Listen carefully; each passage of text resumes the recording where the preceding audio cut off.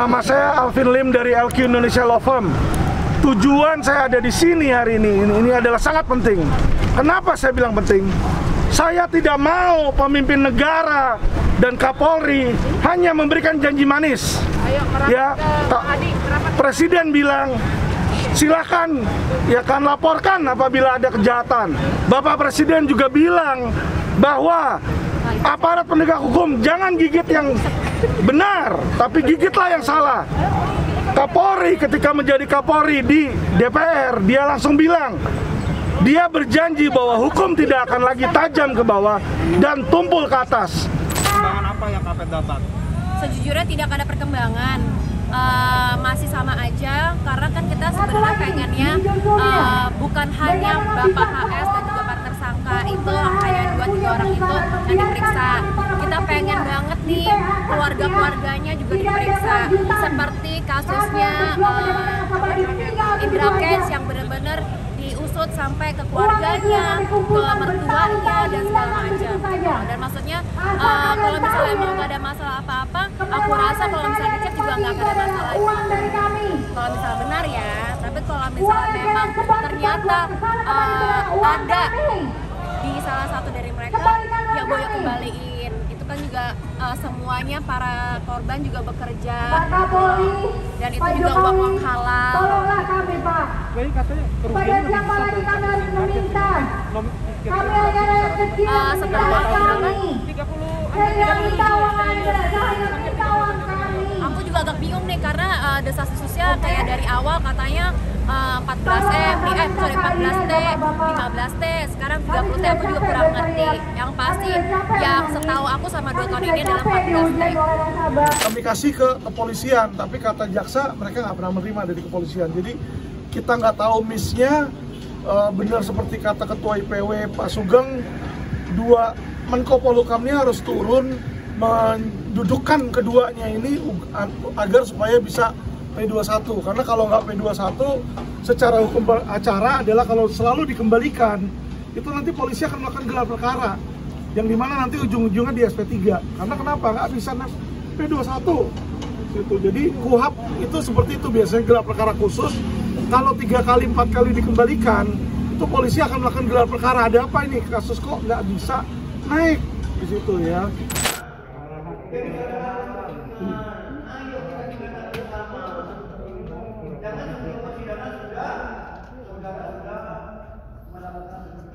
Tadi datangin aja nggak datangin. Apa yang akan kita tinggal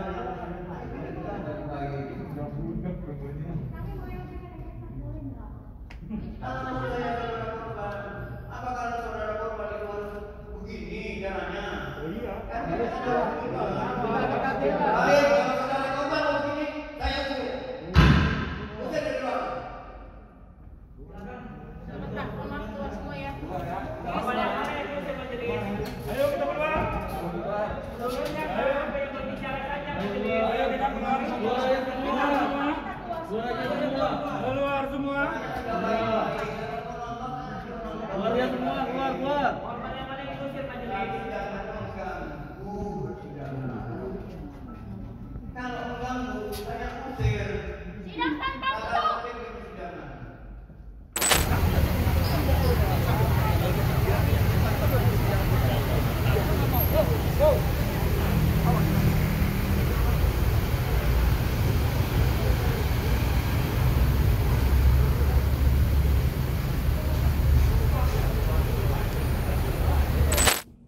Ya, teman-teman, saya Vian dari LQ Indonesia Law Firm ingin menjelaskan dan menerangkan tentang sidang KSP Indosuria yang tidak lain terdakwanya adalah HS dan JI pada Rabu 21 Desember 2022 kemarin lah, teman-teman.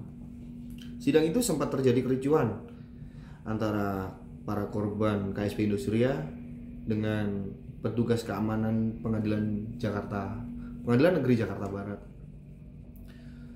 Sidang tersebut ricuh yang disebabkan dari keterangan Hendry Surya. Dia menjelaskan bahwa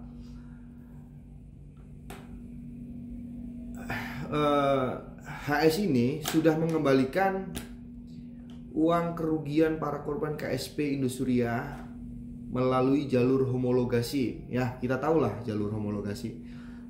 Jalur homologasi adalah kesepakatan perdamaian di PKPU, maksudnya di perkara yang di PKPU. Dan kita juga tahu PKPU itu apa. PKPU tujuannya untuk menghilangkan dampak atau menghilangkan proses pidananya supaya tidak dapat dipidana tuh pelaku-pelaku TPPU itu tersebut.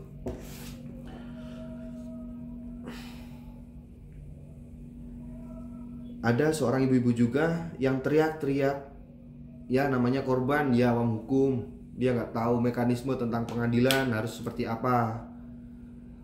Jadi begini, ada dilansir dari kompas.com juga, ibu-ibu berteriak, "Pak Hakim, tolong beri saya kesempatan untuk berbicara kepada Hendry Surya agar supaya mengembalikan uang kami yang telah dimakan oleh Hendry Surya." Nah gitu teman-teman, dia sambil nangis loh ibu-ibu itu. Dan Hakim menolak itu teman-teman. Padahal seharusnya karena dia korban teman-teman, seharusnya diberilah kesempatan untuk bicara. Karena menurut kami sah-sah aja dia berbicara di depan pengadilan, di depan media atau di depan khalayak ramai tentang kerugian yang diderita para korban Indosuria ini. Karena nggak sedikit ini teman-teman. Kejaksaan juga dalam press release-nya menemukan kerugian sebesar 106 triliun yang saat ini masih dalam pantauan kejaksaan. Juga ada aset yang diduga di KSP Indosuria mencapai 44 triliun. Itu dilansir dari kompas.com juga yang saya ketahui ya.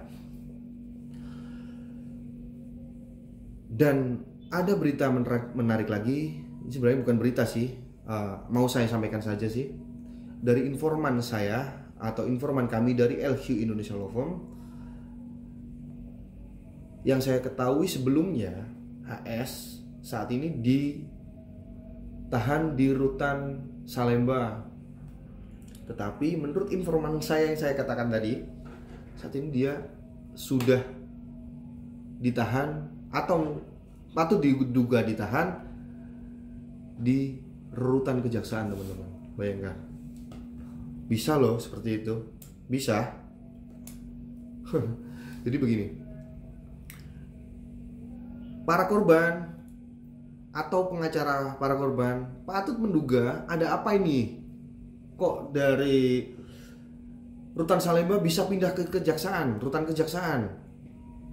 Sedangkan ya kita tahu lah, kalau bukan orang yang punya power atau punya duit, nggak bisa kayak gitu teman-teman. Yakin 1000% yakin nggak bisa teman-teman. Dugaan ini mengacu pada seolah-olah atau patut diduga persidangan ini bobrok teman-teman. Seolah-olah jaksa membela para korban, hakim memutus sebuah perkara. Kalau kita tahu porsinya lawyer HS dan J ini membela mereka, ya kita hargailah. Kalau saya pribadi, mohon didengarkan suara saya baik-baik. Saya pribadi patut menduga ada sebuah upaya di luar upaya hukum untuk membuat pasal dalam tuntutan yang akan dibacakan oleh jaksa JPU nanti pada waktu sidang setelahnya. Belum tahu ini kapan, saya juga belum tahu, kami juga belum tahu, untuk menghilangkan tindak pidana TPPU-nya. Jadi kita juga boleh loh patut menduga hal seperti itu.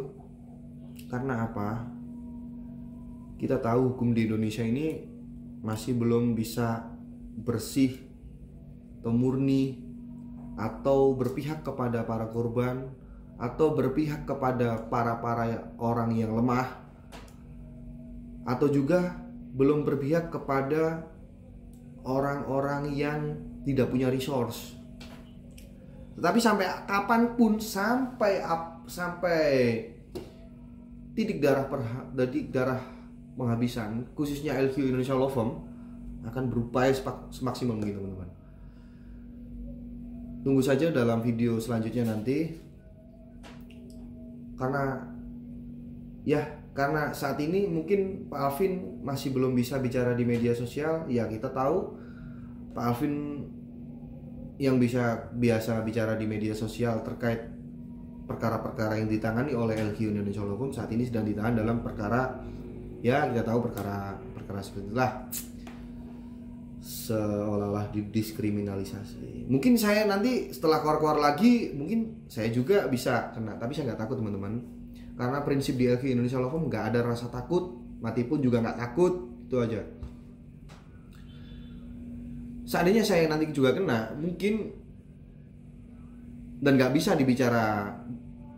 bicara di media sosial, mungkin akan ada muncul lagi bibit-bibit seperti kami, para pengacara seperti di LQ Indonesia Law Firm ini, teman-teman. Jadi jangan khawatir. Ya, sementara cukup sih dari itu. Cukup itu saja yang mungkin bisa saya jelaskan. Tunggu update perkembangan dari kami LQ Indonesia Law Firm terkait sidang-sidang Henry Surya dan sidang-sidang para korban lainnya. Bukan hanya sidang sih, masih ada yang masih proses di kepolisian. Itu nanti akan diupdate secara berkala, teman-teman. Terima kasih sudah mau mendengarkan apa yang saya bicarakan, teman-teman. Doakan kami di LQ Indonesia Law Firm supaya maksimal dan supaya tidak ada halangan dalam menuntaskan perkara-perkara LQ Indonesia Law Firm agar selesai dengan baik untuk para klien-klien LQ Indonesia Law Firm khususnya.